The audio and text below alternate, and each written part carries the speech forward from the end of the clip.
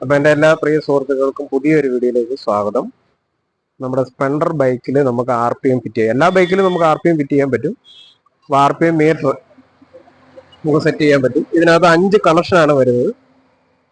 അതിലെ ഓരോ കണക്ഷനും ഞാൻ ഒന്ന് പറയാം. ഒരു കണക്ഷൻ നമുക്ക് നേരെ ഡയറക്റ്റ് ഇഗ്നീഷൻ കോയിലിലേക്കാണ്. ഇഗ്നീഷൻ കോയിലിൽ അതിൻ്റെ ന്യൂട്രൽ ലൈനിലല്ല, ഫേസ് ലൈൻ കൊടുക്കണം. ഒരു ലൈൻ നേരെ എർത്ത്, അതിന് ഇതിനകത്ത് ലൈറ്റ് കിട്ടാൻ വേണ്ടി ഒരെണ്ണം എർത്ത്, അതുപോലെ തന്നെ ഒന്ന് പാർക്കിൻ്റെ കണക്ഷനിലേക്ക്, അതുപോലെ തന്നെ ഡയറക്റ്റ് ഇതിൻ്റെ ഇഗ്നിഷൻ സ്വിച്ചിലേക്കും വരണം. എന്നാലേ ഇതിൻ്റെ കറക്റ്റ് നമുക്ക് ഈ മീറ്റർ വർക്കാവത്തേ ഉള്ളൂ. കണക്ഷൻ കൊടുക്കുമ്പോൾ നിങ്ങൾ വയറൊന്നും ചെത്തി വയറിംഗ് കിറ്റ് കട്ട് ചെയ്ത് നശിപ്പിക്കരുത്.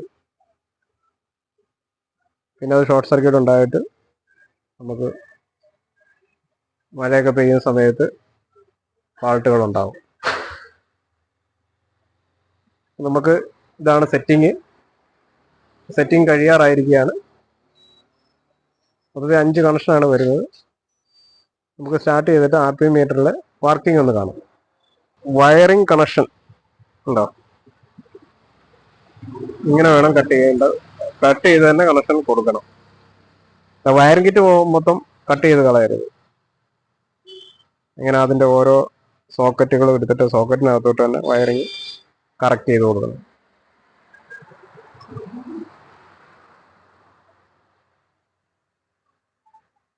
RPM മീറ്റർ എപ്പോഴും നല്ലതാണ്. കാരണം എന്ന് പറയുന്നത് നമുക്ക് കറക്റ്റ് വേഗത ഒന്ന് അറിയാൻ പറ്റും. കിലോമീറ്റർ ഒന്നും വർക്ക് ആയില്ലെങ്കിൽ പോലും വണ്ടിയുടെ ഫുൾ പിക്കപ്പ് നമുക്കൊന്ന് അറിയാൻ പറ്റും. RPM എത്ര നമ്മൾ കൈ കൊടുക്കുന്നതനുസരിച്ച് RPM വർക്ക് ആയിക്കൊണ്ടിരിക്കും.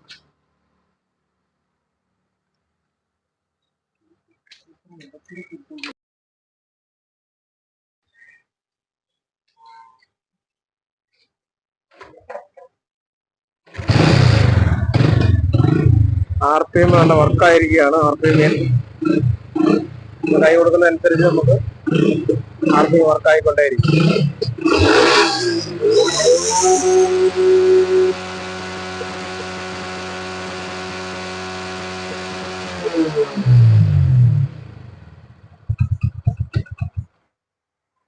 ഓക്കെ.